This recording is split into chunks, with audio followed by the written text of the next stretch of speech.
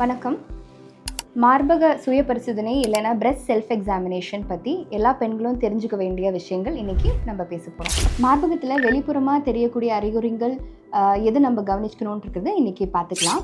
மார்பக தோல் மேலே புண்ணு இல்லைனா சுருக்கம், ஆரஞ்சு தோல் மாதிரி தெரியறது, இல்லைனா நிப்பிள்லேருந்து நீர் வடிகிறது, நிப்பிள் தோல் உள்வாங்கிறது, மார்பகத்தோட சைஸ்லேயோ ஷேப்லேயோ எதனா மாற்றங்கள் தெரிஞ்சதுன்னா இதெல்லாம் நார்மல் கிடையாது. மார்பக சுய பரிசோதனை எப்படி பண்ணலாம்? இதோட டெக்னிக் பார்த்தீங்கன்னா, நம்ம மூணு விரலால் நம்ம மார்பகத்தை சர்க்குலர் மோஷன்லேயோ இல்லைனா வெர்டிக்கல் மோஷன்ஸ்லேயோ இல்லைனா ஹொரிசான்டல் மூமெண்ட்ஸ்லேயோ முழு மார்பகத்தையும் கழுத்துப்பட்டை வரைக்கும் நம்ம பரிசோதனை பண்ண வேண்டியது இருக்குது. இதில் நம்ம இன்னொரு விஷயம் கவனிக்க வேண்டியது, மார்பகத்தை மட்டும் இல்லை, நம்ம 2 பக்கம் அக்குள்லேயும் நம்ம பரிசோதனை பண்ண வேண்டியது இருக்குது.